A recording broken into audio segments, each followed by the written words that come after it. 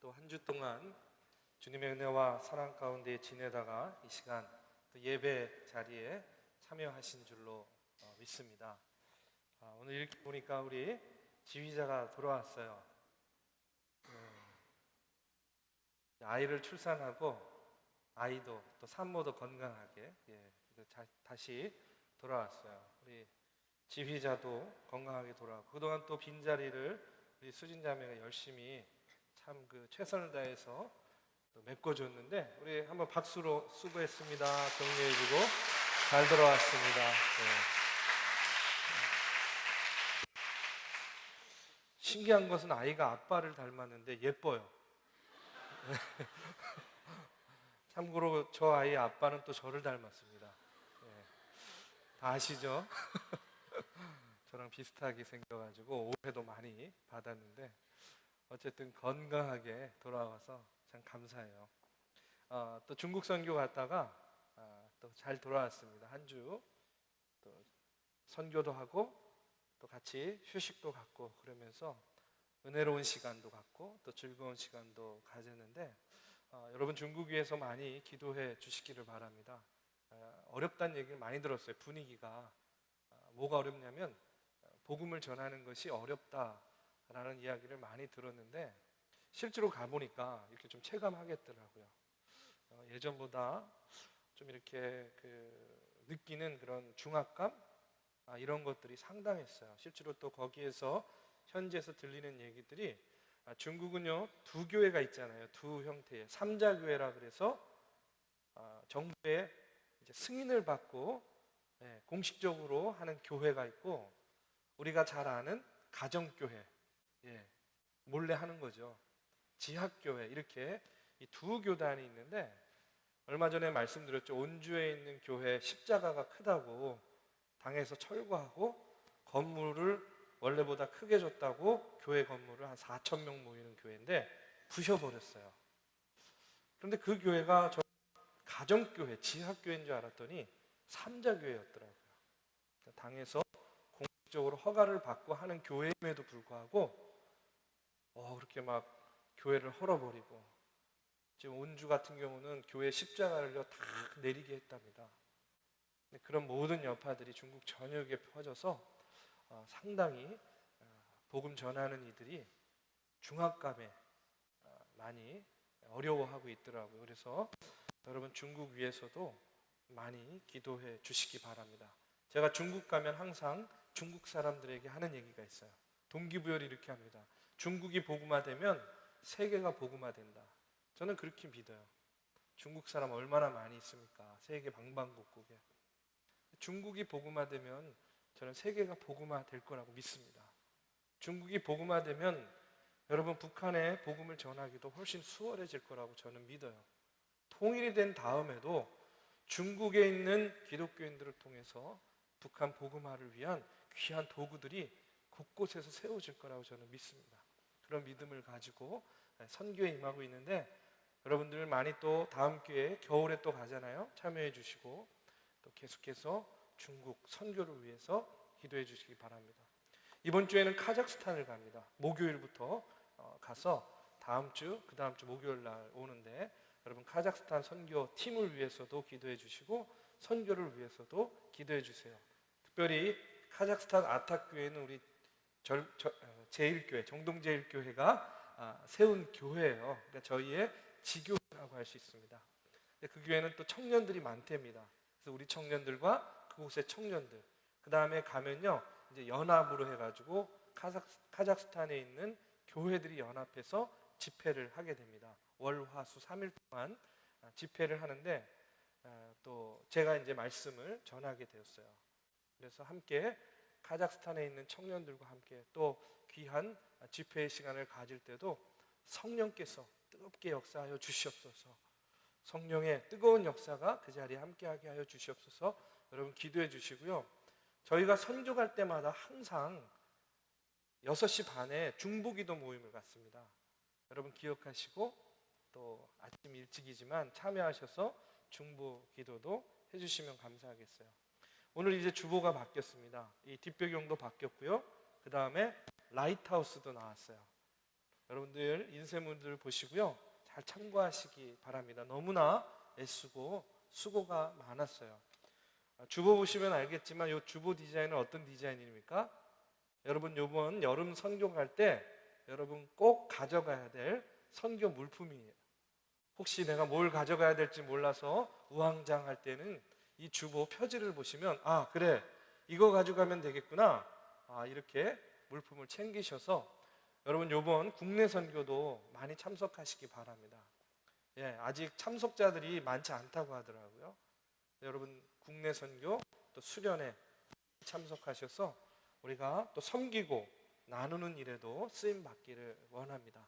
자, 이제 여기 보십시오.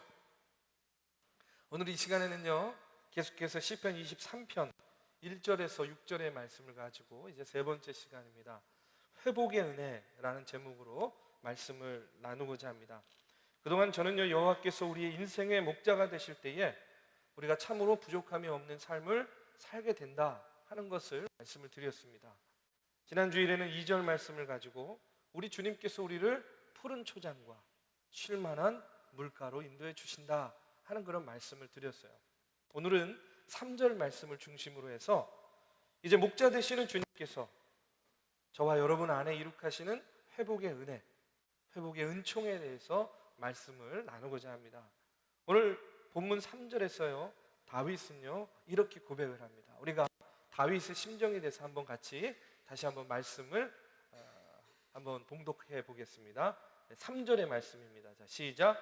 내 영혼을 소생시키시고 자기 이름을 위하여 의의 길로 인도하시는도다. 우리 다시 한번 읽어보겠습니다. 자, 시작. 내 영혼을 소생시키시고 자기 이름을 위하여 의의 길로 인도하시는도다. 다윗은요 지금 이렇게 고백을 하고 있는 거예요. 내 영혼을 소생시키신다. 여러분이 내 영혼을 소생시키신다 하는 이 말씀은요 문자 그대로 이해할 수 있어요. 그런데 단순히 내 영혼을 소생시킨다라는 그 의미를 뛰어넘어서 좀 더 광의적인 의미로 보면 어떤 의미가 있냐면요 내 자신, 나의 삶을 회복시킨다 하는 그런 의미가 있는 거예요. 언제나 그랬듯이요 1절도 2절도 마찬가지였습니다. 오늘 이어지는 3절의 말씀도 다윗은요 자기의 경험을 토대로 해서 이렇게 고백을 하고 있는 거예요. 자기가 목자로서 목동으로서 양들을 이끌었던 그 경험 하에서 이런 고백을 합니다. 아무래도 계속해서 목자와 양에 대한 이야기를 많이 하게 되는데요, 여러분 양을 키워보면 양이요 길을 찾는 능력이요 개나 고양이보다 현저하게 떨어진대요. 현저하게. 그리고 양들이요 문제가 있어요. 그게 뭐냐면 잘못해가지고요 넘어지게 되면 어떻게 됩니까? 이제 두 발이 공중에 뜨잖아요. 두 발이 공중에 떠요. 넘어지게 되면. 그러면요 생명의 위협까지도 느낀대요. 그 이유가 뭐냐면 스스로 일어나기가 힘들다는 겁니다. 스스로 넘어지면. 한번 상상해 보십시오. 털이 막 북실북실한, 배가 또 이렇게 저같이 좀 나온 이런 양이 매 하고 가다가 어이쿠 하고 넘어졌어요. 근데 양 발이요 이 호공에 들렸습니다. 어떻게 하든지 일어나려고 낑낑낑낑 애쓰는데 몸이 너무 무거워서 혹은 털이 뭐 너무 북실북실해가지고 뜻대로 일어나지를 못하는 거예요. 근데 여러분 이게요 얼마나 양에게는요 위협적인 일이냐면 이렇게 일어나지 못하고 그 팔레스타인의 땡볕 아래요 이렇게 누워 있으면요 잘못하다가는요 누워서 이 볕 때문에 죽게 되는 경우도 생긴다는 거예요. 네, 실제로 지어낸 얘기가 절대 아닙니다. 그리고 더 위험한 것이 있어요. 빨리 일어나지 못하면 누가 양들을 호시탐탐 노리고 있습니까? 항상 늑대나 이리 이런 짐승들이 양떼들을 주시하면서 이렇게 보고 있는데 마침 양이요 쓰러져가지고 버둥버둥 대면서 두 발을 하늘을 향해 있고 일어나지 못하고 있는 거예요. 그럼 어떻게 되겠습니까? 그 늑대나 이리 때에 표적이 되겠죠. 표적이 되지 않아도 죽는 것이고 표적이 돼도 죽는 거예요. 그렇기 때문에 목자의 중요한 책임 가운데 하나가 뭐냐? 혹시 이렇게 넘어져서 버둥대는 양이 있는지 살펴봐야 돼요. 그리고 만약에 그런 양이 있다고 한다면 어떻게 해야 됩니까? 얼른 가서 그 양을 스스로 일어나지 못하는, 내가 일어나야 되는데 불안과 공포에 떨면서 일어나지 못하고 있는 그 양을 어떻게 하는 거예요? 가가지고 이렇게 세워주는 이 역할을 누가 해야 되느냐? 바로 목자가 해야 되는 거예요. 바로 목자가 내 영혼을 소생시키신다, 내 생명을 소생시킨다 하는 그런 의미가 바로 이와 같은 목자와 양의 관계 속에서 다윗이 체득한 그런 경험을 바탕으로 오늘 이렇게 고백을 하고 있는 겁니다. 바로 스스로 일어나지 못하고 불안과 초조 가운데에 넘어져 있는 양들을 목자가 찾아가는 거예요. 그리고 찾아가서 일으켜 세우는 거예요. 근데 그 일으켜 세우는 것은요, 곧 뭘 의미합니까? 양에게는 누워있으면 죽음인데, 그렇죠? 목자가 일으켜 세움으로 생명을 다시금 얻게 되는 거예요. 생명이 회복되는 거예요. 삶이 회복되는 거예요. 바로 목자가 양에게 그와 같은 역할을 해준다는 거예요. 여러분, 다윗은요, 목자의 경험뿐만이 아니었어요.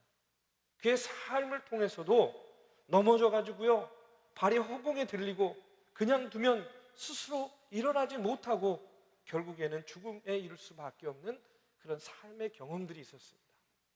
우리가 다윗의 생애를 아는 분들 많죠?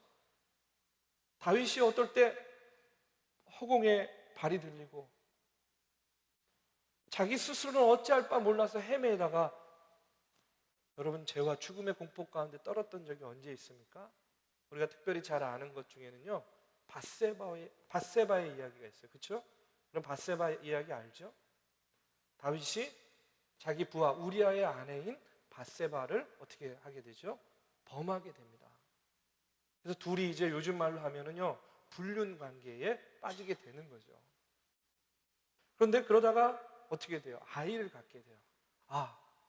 이제 이게 들키게 됐어요. 그러니까 다윗이 어떻게 합니까? 자신의 그 충직한 부하였던 우리아를 전장터에 보내는 겁니다. 그래서 그 우리아가 자연스럽게 전쟁 중에 죽게 만드는 거예요. 다윗은 죄를 졌어요. 범죄했어요. 그러나 그때까지만 해도 그게 죄인지 범죄인지 자기의 발이 지금 허공을 향해 들려져 있어서 빨리 일어나지 않고 빨리 회복시키지 않으면 자기가 죄와 죽음의 길에, 사망의 길에 빠져 있는지조차도 몰랐어요.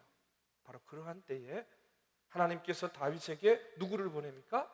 나단 선지자를 보내는 거예요. 나단 선지자를 보내요. 사무엘하 12장에 보면 그래서 그 나단 선지자의 입술을 통해서 엄중하게 다윗에게 경고합니다. 책망합니다. 뭐라고 이야기하는지 한번 들어볼까요? 우리 한번 같이 봉독해 보겠습니다. 자, 사무엘하 12장 9절의 말씀입니다. 자, 시작. 그러한데 어찌하여 내가 여호와의 말씀을 업신 여기고 나보기에 악을 행하였느냐?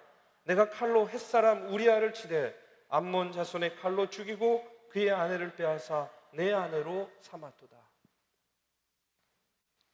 그 전까지는 몰랐어요. 다윗이요, 자기가 지금 무슨 잘못을 하고 있는지, 자기가 하는 일이 무엇인지 몰랐어요. 그런데 나단 선지자의 이와 같은 꾸중과 책망을 통해서 어떻게 됩니까? 하나님을 멀리 떠나서 죄의 수렁에 빠져있던 다윗이 비로소 눈물을 쏟는 그런 회개를 통해서 영혼의 회복을 체험하게 되는 거예요. 쓰러지고 누워서 허공에 발을 향하고 있고 버둥버둥 되는 그런 다윗을 목자 되신 하나님께서 나단 선지자를 통해서 어떻게 하신 거예요? 일으켜 세워주신 겁니다. 바로 이와 같은 경험이요, 목자 되시는 하나님께서 내 안에 역사하셔서 나를 회복시켜 주신다 하고 이렇게 오늘 다윗이 고백할 수 있는 그와 같은 배경이 된 겁니다. 여러분, 다윗의 삶을 이야기했지만 오늘을 사는 저와 여러분의 모습은 지금 어떻습니까? 오늘 우리가 한번 우리의 모습을 한번 돌아봤으면 좋겠어요. 여러분, 우리도 마치 허공을 향해서 드러누워서 어찌할 바 몰라 헤매고 있는 그런 양과 같은 모습 아닌가요? 내가 일어나야 되는데, 일어서지 않으면 내가 늑대와 이리떼에게 죽음을 당하는데 내가 알고 있어요. 분명히 알고 있어요. 그런데 아무리 일어나려고 해도 나 스스로의 힘으로는 일어나지지가 않는 거예요. 내가 이렇게 죄의 종로로 타면 안 되는데, 내가 이렇게 살면 안 되는데, 내가 이렇게 해가면 안 되는데, 내가 이렇게 생각하면 안 되는데, 내가 이러다가는 영영 천국의 백성이 되지 못하는데, 내가 사단의 종로로 타고 있는 것을 알고 있는데 그럼에도 불구하고 돌이켜지지가 않는 거예요. 회복하지 못하고 있는 거예요.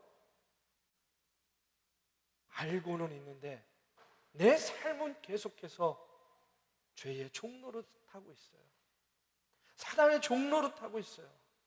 분명히 일어나려고 하고 일어나야만 되는 걸 아는데 일어나지지 않는 거예요.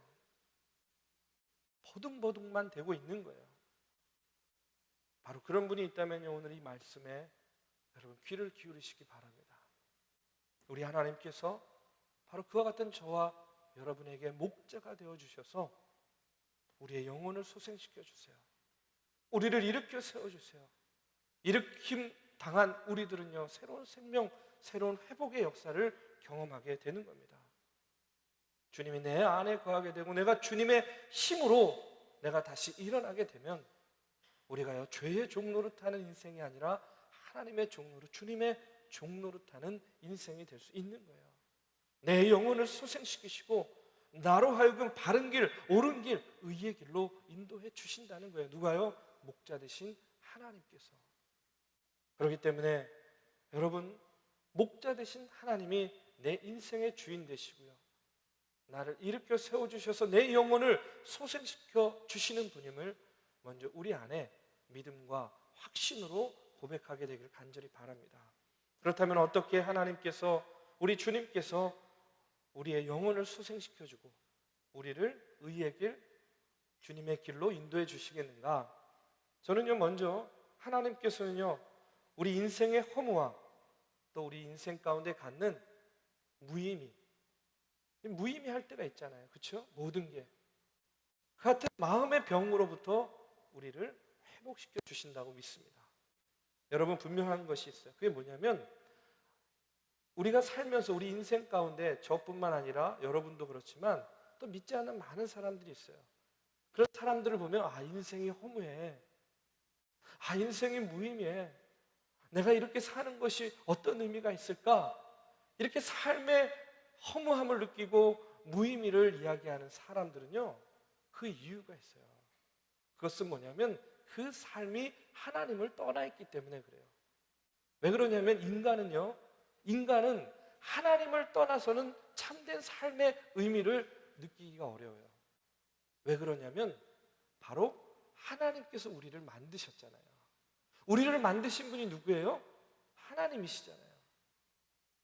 우리를 만드신 분이 하나님이시기 때문에 우리를 만든 그 하나님으로부터 떠나 있는 인생은 결코 그 인생 가운데 참된 의미와 만족을 누릴 수가 없는 거예요. 여러분, 혹시라도요, 내가 사는 게 뭘까? 내가 이렇게 사는 게 무슨 의미가 있을까? 내가 어떻게 살아야 될까? 이런 본질적인 문제 때문에 흔들리는 분이 있으면요, 제일 중요한 것은 나와 하나님과의 관계를 먼저 살펴봐야 돼요. 내가 지금 하나님과 떠나 있지는 않은가? 다시 한번 말씀드리지만요, 우리를 만드신 분이 누구라고요? 하나님이시잖아요. 우리 다 믿으시죠? 누가 우리를 만드셨습니까? 하나님이시죠. 누가 우리를 이 땅에 보내셨습니까? 하나님이시죠. 우리 안에 그와 같은 믿음이 있다면 그 믿음 가운데 우리는 분명히 이렇게 확신해야 돼요. 우리가 하나님을 떠나서는 인생의 참된 의미를 온전히 깨닫고 느낄 수 없다라는 거예요. 하나님이 우리를 지으셨기 때문에 그래요. 인간이요, 그와 같은 사실을 깨닫지 못하고 하나님을 대신해서 여러 가지 세상의 것들로 우리의 삶을 채우려 하면 할수록 어떻게 되느냐? 헛수고가 되는 겁니다. 헛된 일이 되는 거예요. 그거야말로 무의미한 일이 되는 거예요.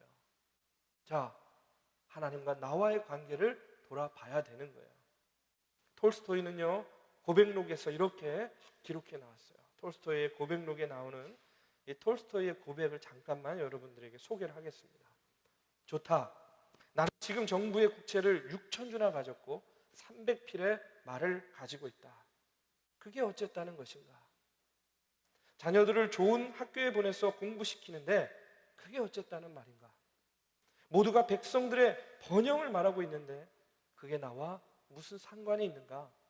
내가 만일 푸시켄이나 셰익스피어와 같은 작가들, 아니 그들보다 더 유명해진다고 한들 그것이 어쨌단 말이냐?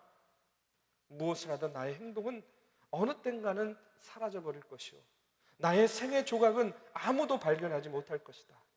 그렇다면 이렇게 분주하게 살려고 뛰어다닐 필요는 없지 않는가? 왜 나는 살아야 하는가? 내가 바라는 것은 무엇이며 또 바쁠 필요는 어디에 있는가? 내가 매일 움직일 필요는 어디에 있는가? 인생에는 무슨 의미가 있는가? 나를 기다리고 있는 불가피한 죽음으로부터 모면할 그 무엇이 있는가?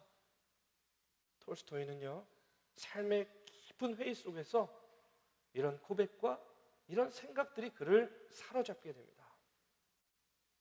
그리고 그가요, 이런 삶의 회의 속에서 자살을 시도하려고 했는데 그것마저도, 자살마저도 하지 못하는 자신의 그런 유약한 모습을 보면서 너무나 자기 자신에 대해서 실망하게 되는 거예요.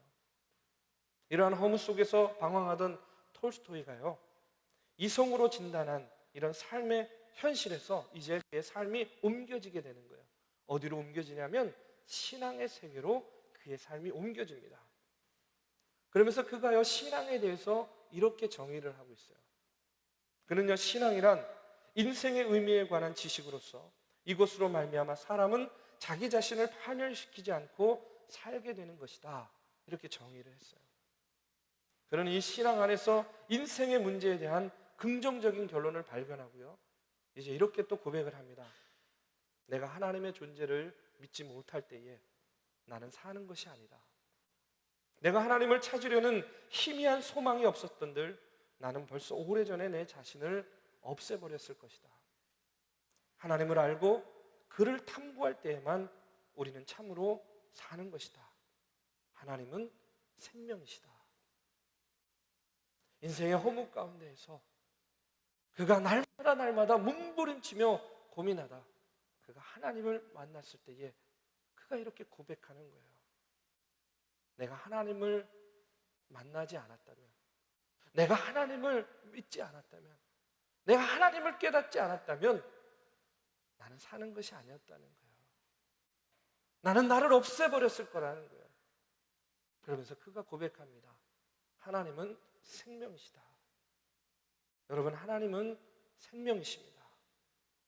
목자 되시는 하나님께서는요, 오늘 톨스토이를 바꿔놓으신 것처럼 오늘 우리의 삶도, 우리의 생각도, 우리의 인생도, 우리의 생명도 이렇게 바꿔놓으실 수 있는 분이에요. 회복시켜 놓으실 수 있는 분이에요. 허공강에 발을 허둥버둥대고 있는 우리들을 다시 일으켜 세워주실 수 있는 분입니다. 여러분, 인생의 허무함 가운데, 인생에 대한 깊은 질문 가운데에 여러분 답을 찾고 계시다면요, 오늘 이 말씀 속에서 여러분 답을 얻으시기 바랍니다. 하나님은 생명이세요. 그 생명을 떠나서는 내 영혼이 소생되기가 어렵습니다. 그 생명의 하나님을 떠나서는 우리가 의의 길, 옳은 길, 바른 길로 가기가 어려운 거예요. 바로 그와 같은 생명의 하나님이 저와 여러분의 목자 되심을 여러분 믿으시기를 주님의 이름으로 축원합니다. 두 번째로요, 하나님께서는 뭐를 회복시켜 주시냐? 우리의 외로움과 고독, 그리고 깨어진 우리의 관계를 회복시켜 주시는 분이에요. 누가요? 목자 되신 하나님께서. 오늘 현대인들은요, 아주 고독해요. 수많은 사람들, 수많은 군중들이 있지만 외로워요. 저도 전에 말씀을 드린 적이 있지만 신학교에 처음 진학했을 때 우리 선배들이요, 저한테 해준 얘기가 이거였어요. 야, 목회하면서 제일 어려운 게 뭔지 아냐? 바로 외로움이야. 이렇게 이야기했다 그랬어요.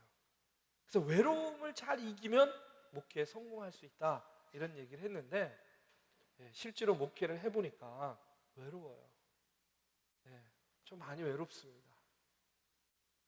많이 있는 것 같은데, 많은 사람들이 함께하는 것 같은데 외로워요. 그런데 그게 누구의 탓이 아니라 인간은 누구나 외로운 존재인 것 같아요. 여러분, 우리가 이렇게 같이 다 신앙생활 하지만 하나님 앞에 설 때는요, 같이 갑니까? 같이 갑니까? 아니잖아요. 어차피 우리는 하나님 앞에 단독자로 서는 존재들이에요. 외로운 존재들입니다. 근데 그 외로움 가운데에서, 군중 속에서 느끼는 고독들이요, 오늘 우리의 삶을 더욱더 힘들게 해요. 또 오늘의 인간관계가 어떻게 되느냐?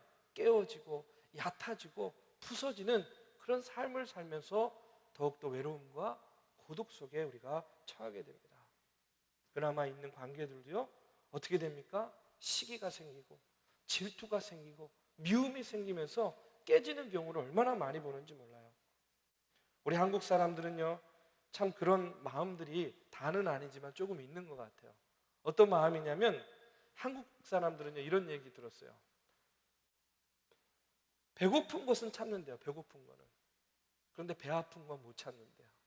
네? 배고픈 거는 참는데 배 아픈 건 못 참는데요. 전 반대입니다. 전 배 아픈 건 잘 참는데 배고픈 건 잘 못 참아요.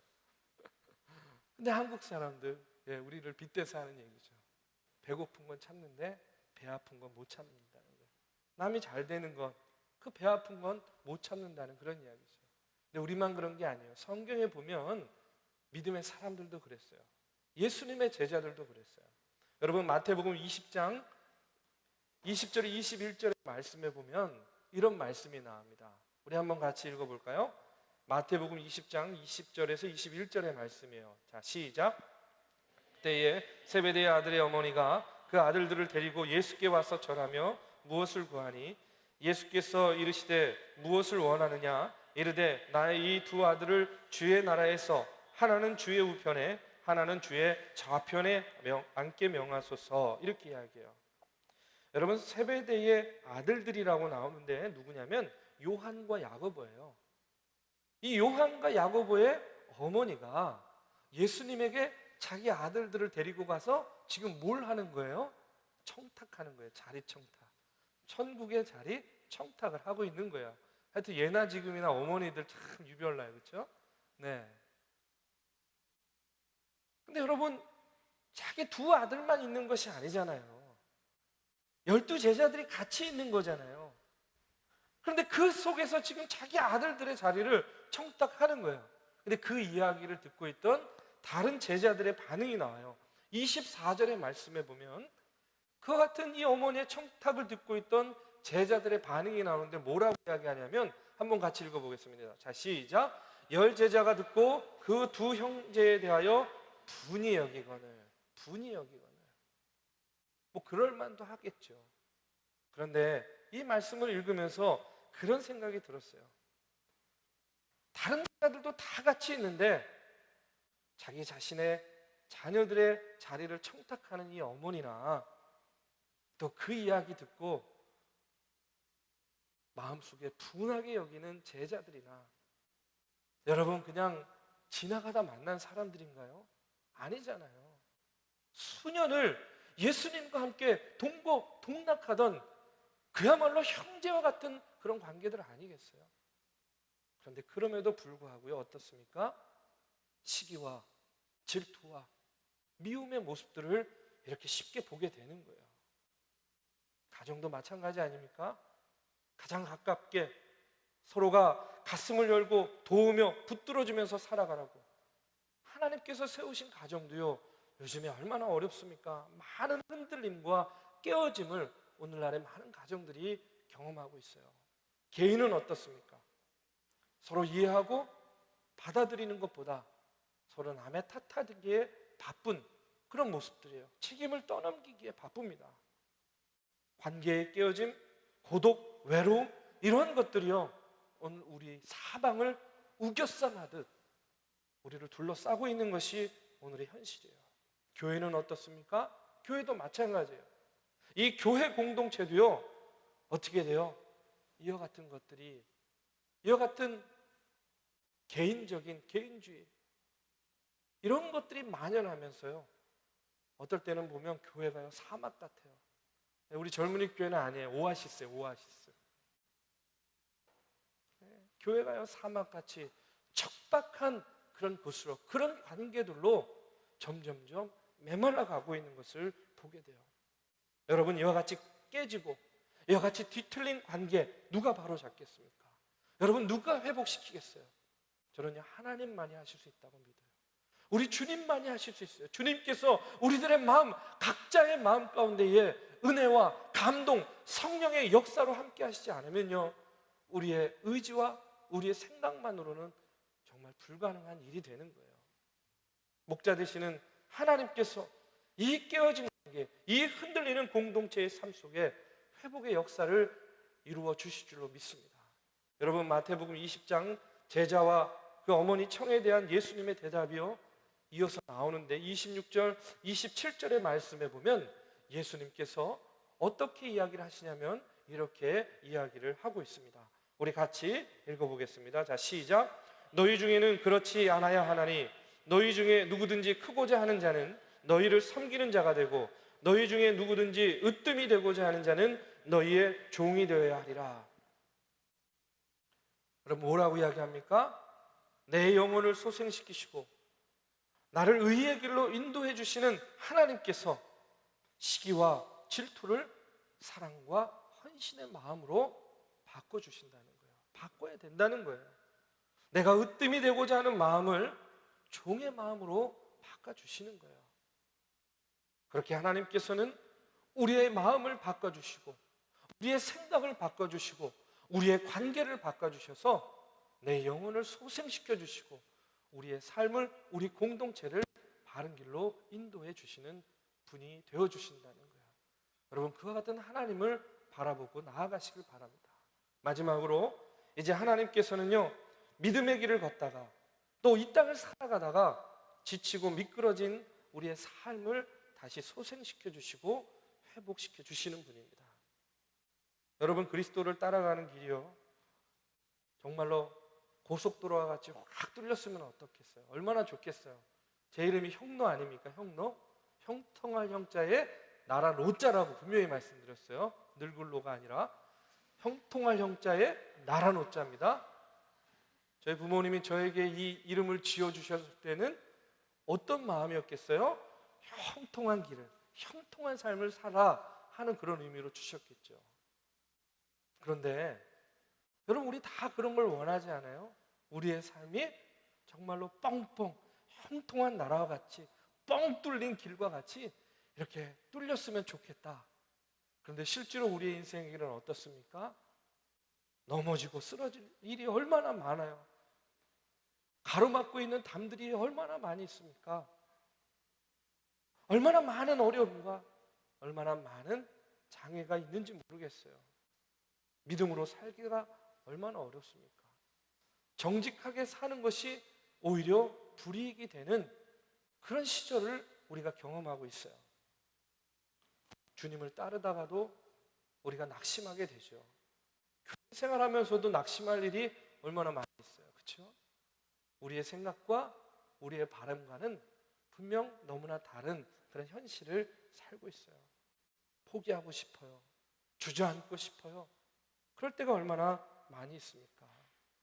믿음의 길을 걷는데 지치고 고나고 미끄러지고 낙심하게 되는 거예요. 제가 전에 상담했던 청년 가운데 이런 청년이 있었어요. 뭐라 그래야 돼? 이런 걸 어떤 컴플렉스라 그럽니까? 나는 뭐든지 늦어, 이렇게 생각하는 거예요. 뭐 이런 전문 용어 있습니까? 이런 컴플렉스? 나는 뭐든지 늦다고 생각하는 거예요. 그냥 쉽게 없으면 거북이 컴플렉스 뭐 이렇게 할게요. 예. 느림보 거북이 같이 자기는 자기 인생이 늘 남들보다 뒤처진다고 생각하는 거예요. 근데 얘기를 들어보니까 그렇게 생각할 만도 하더라고요. 일단 뭐 어린 시절은 다 차치하고라도 고등학교 졸업하고요, 삼수를 했어요. 그래서 대학을 간 거예요. 예. 대학을 가서 졸업을 하는데 그 과정 속에서 보통 남자들은 뭐 학부 2년 다니다가 군대 갔다 와서 이제 복학생으로 3, 4학년 보내고 뭐 이렇게 이런 과정들을 거치는데, 삼수에서 들어갔는데 군대도 조금 늦었나 봐요. 어린아이들한테 막 군대 가가지고 계급 사회니까 조롱당했겠죠. 야, 너 몇 살이냐? 난 20살인데 넌 25이야? 근데 넌 내 미치네. 열받지? 막 이러면서 마치 내 경험을 얘기하는 것 같은데, 군대도 늦었어요. 군대 갔다 와가지고 직장을 가는데 자기 동기들은 다 직장에 턱턱 들어가가지고 일을 하는데 직장을 구하는 것도 만만치가 않았나 봐요. 또 열심히 이력서 내고 이러다가도 자꾸 안 되고 하다가 그래도 겨우 또 직장에 들어간 거예요. 여기까지만 들어도 역시 그렇게 생각할 만도 하구나 이랬는데, 이제 결정적으로 이 친구가 의기소침해진 이유가 있어요. 결혼도 늦어요. 아니, 결혼을 못했어요. 아직 나이가 이제 30대가 이제 이렇게 좀 넘어가는데, 그러다 보니까 이 청년이 의기소침해지면서 어떤 마음이 있었냐면 이런 거예요. 나는 이럴 줄 알았어, 이런 생각을 하는 거예요. 나는 이렇게 될 줄 알았어 라는 생각을 하는 거예요. 그래서 제가 그 얘기를 가만히 듣다가 이런 생각이 들었어요. 그래서 오히려 반대로 이 청년에게 이렇게 질문했습니다. 그래, 내가 네 얘기를 들어보니까 너가 그렇게 생각할 만도 한데, 그런데 어쨌든 삼수를 했을지 모르지만 너 대학에 가지 않았니? 너 대학 가서 졸업도 했잖아. 군대도 늦었을지 모르지만 어쨌든 건강하게 아무 사고 없이 군대 다녀왔고, 직장이 늦어서 동료들보다 조금 진급은 늦을지 모르지만 그래도 직장에 가서 직장 생활하고 네 앞가림도 하고 있지 않니? 만약에 그런 패턴이라면 조금 네가 원하는 때보다는 늦을 수 있지만 언젠가는 반드시 넌 결혼도 하게 될 것 같다. 한번 네 삶을 다시 한번 돌아보고 다시 한번 생각해 봐라, 이렇게 이야기했어요.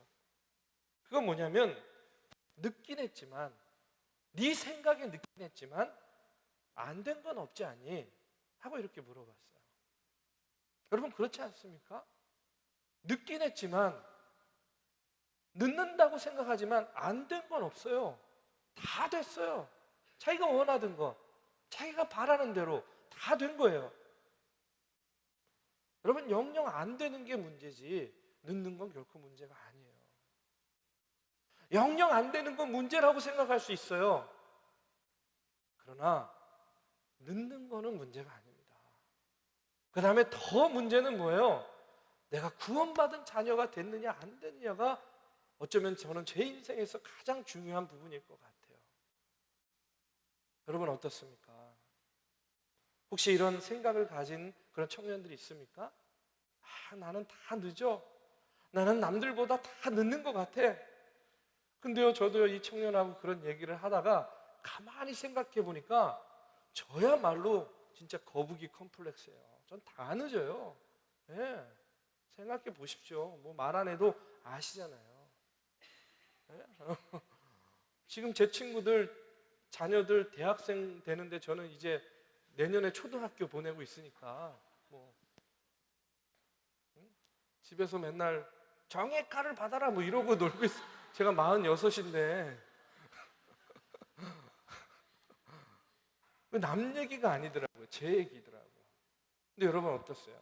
여러분들도 얘기를 들으면서 그래, 나도 그런 것 같은데, 나도 그런 것 같아. 여러분, 이런 생각 가질 수도 있을 것 같아요. 저도요, 이런 생각이 들 때마다 얼마나 초조하고 불안한지 몰라요. 제가 불면증이 있어요. 잠을 잘 못 잡니다. 예, 잠을 잘 못 자요. 왜? 초조하고 불안하니까, 걱정이 많으니까. 근데 중요한 건 뭐냐면 그것이 육신을 해하는 게 아니에요. 마음이 병이 드는 거예요. 마음이 힘들어요. 그런데 그때마다 기도하는 거예요. 주님을 붙잡고 기도하게 되면, 또 그리고 달리 생각해 보게 되면요, 이런 생각이 드는 거예요. 저는요, 하나님께서 저에게요, 없는 것 빼고 다 주셨어요. 제 삶을 돌아보니까 지금 없는 것 빼고 하나님이 저한테 다 주신 거예요. 근데 저는 없는 거에만 마음을 쓰고 있는 거예요. 너무나 주시는 애가 많은데, 내가 누리는 것이 너무나 많은데 나는 늦어, 나는 안 돼, 나는 왜 이래, 이러면서 자꾸 어떻게 하는 거예요? 나 스스로 내 마음을 어떻게 해요? 고치는 것이 아니에요. 더 병들게 만들고 있었던 겁니다. 여러분, 중요한 것은 뭐냐? 하나님은요, 여러분에게도 지금 여러분에게 없는 것 빼고 다 주셨어요. 여러분 믿으십니까? 앞으로도요, 하나님께서 그렇게 여러분의 삶을 인도해 주시고 채워 주실 거예요. 늦었다 생각하지 말고, 포기하지 말고, 비전을 갖고 내 삶을 더 힘써 경주하라고 우리 하나님께서 오늘 우리를 격려해 주십니다. 목자 되신 우리 주님께서는 우리들에게 새로운 생각, 새로운 관점을 통해서 우리의 믿음, 우리의 영혼, 우리의 인생을 소생시켜 주세요. 다시 일어서라고 우리를 격려해 주십니다. 다윗은 오늘 노래하고 있어요. 내 영혼을 소생시키시고 자기 이름을 위하여 의의 길로 인도하시는도다. 여러분, 다시 한번 말씀드리지만 양이 넘어졌을 때에 자기 스스로 못 일어나는 겁니다. 내 인생에 내가 넘어져서 두 팔을 하늘로 향해서 버둥버둥 대고 있을 때, 내 힘으로, 내 노력으로, 내 의지로 일어날 수 없을 때, 목자 되신 우리 주님께서 내 삶 속에 찾아오셔서 나를 일으켜 세워주시고 나에게 새로운 생명을 주시고 내 영혼을 소생시켜 주시고 내 삶을 회복시켜 주시는 그 같은 놀라운 회복의 은총을 저와 여러분에게 덧입혀 주실 줄로 믿습니다. 여러분, 여러분의 삶을 다시 한번 돌아보시면서 참으로 내 계획을 내려놓고 목자의 세미한 음성에 귀를 기울이면서요, 하나님, 내 계획, 내 생각, 내 의지대로가 아닌 하나님께서 들려주시는 그 목자의 음성을 듣고 내가 원하는 길이 아닌 목자 인도하는 그 길로 내가 한 걸음 한 걸음 나아가겠습니다. 이렇게 고백하는 저와 여러분이 되기를 주님의 이름으로 축원합니다. 이 시간에 우리 함께 같이 찬양하고 기도하는 그런 시간을 갖도록 하겠습니다. 내 영혼을 소생시키시고 저와 여러분을 의의 길로 인도해 주시는 하나님, 목자 되신 주님, 내 삶을 인도하여 주시옵소서. 여기까지 인도하여 주신 하나님의 은혜와 사랑에 감사를 드립니다. 앞으로 더 크고 놀라운 은혜로 목자 되신 주님께서 내 삶을 인도하여 주실 줄로 믿습니다. 이런 믿음의 고백을 가지고 함께 찬양하고 기도하는 시간 갖겠습니다. 우리 함께 이 시간 자리에서 일어나셔서 하나님, 내 영혼을 소생시켜 주시고 나를 주님의 평안으로 인도하여 주시옵소서. 함께 고백하고 찬양하고 기도하겠습니다.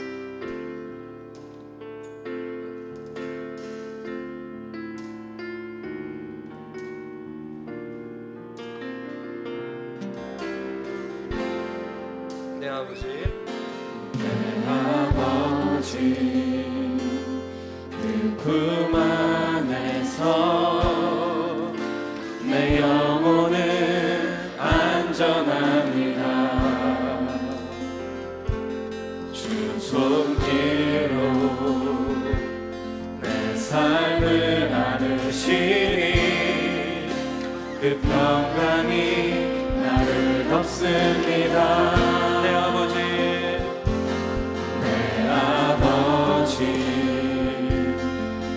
품 안에서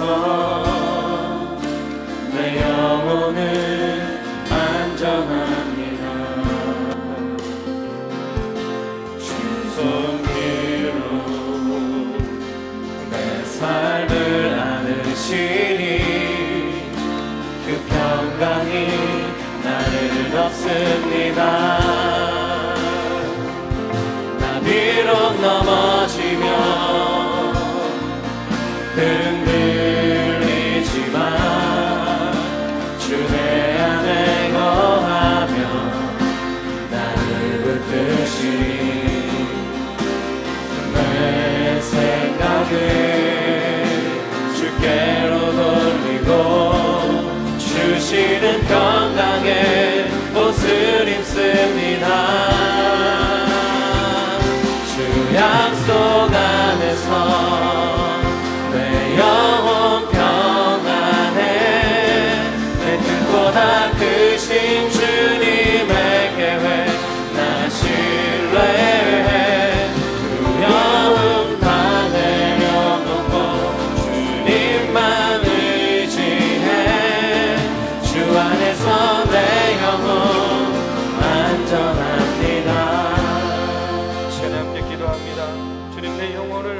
소생시켜 주시옵소서.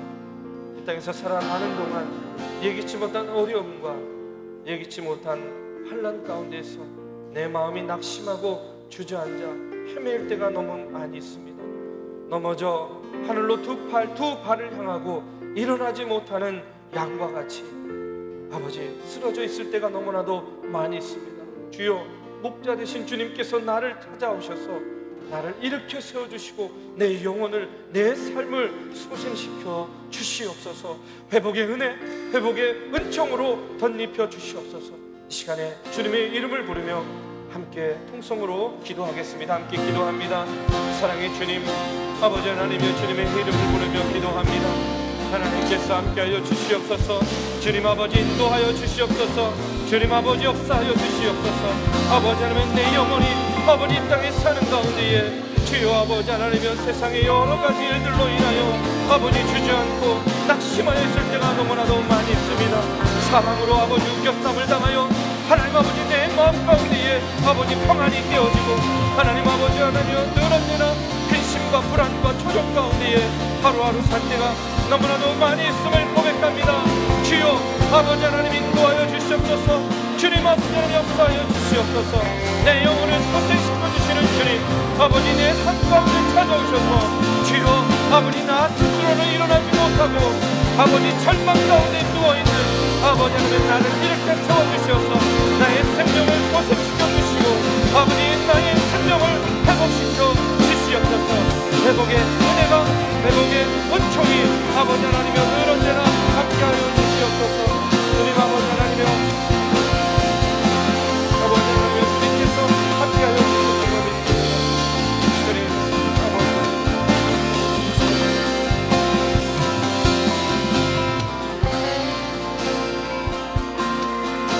이 시간에 우리 함께 다시 한번 기도합니다. 우리 카자흐스탄 선교팀을 위해서 우리 다시 한번 기도하겠습니다. 하나님, 선교팀 인도하여 주시옵소서. 먼 여정을 오갑니다. 오고 가는 발걸음을 지켜주시고 또 그곳에서의 사역을 통하여 아버지 하나님 만남의 축복이 있게 하여 주시옵소서. 하나님을 만나고 성령님과 만나고 또 귀한 믿음의 동역자들과 만나 하나님의 일들을 감당할 때에 우리가 생각하지 못한 크고 놀라운 하나님의 역사가 나타나게 하여 주시옵소서. 우리 선교팀을 위해서 여러분 기도해 주시기를 바랍니다. 이 시간에 다시 한번 우리 카자흐스탄 선교팀을 위해서 통성으로 기도하겠습니다. 함께 기도합니다. 사랑의 주님 아버지 하나님이여, 이제 목요일부터 하나님 아버지 우리 젊은이 청년들이 카자흐스탄을 향하여 아버지 선교의 발걸음을 나아가게 됩니다. 주님 아버지 하나님, 우리 선교팀을 축복하여 주시옵소서. 하고 오늘 아버지 여정들을 주님 인도하여 주시옵소서. 안전한 가운데 거하게 하여 주시옵소서. 안타교회 아버지 성도님들과 아버지 카자흐스탄 지역에 있는 많은 아버지 하나님의 믿음의 성도들을 만날 때에 주님 아버지 하나님의 만남의 축복이 있게 하여 주시고 하나님 아버지는 그곳에서 아버지 하나님의 모든 만남과 사역과 집회를 통하여 성령의 강한 역사가 있고 주님 아버지 하나님 인도하여 주시옵소서. 하나님 우리 청년들을 사랑하여 주시옵소서. 늘 언제나 하나님의 복음을 전하고 증거하는 일에 아버지 하나님 쓰임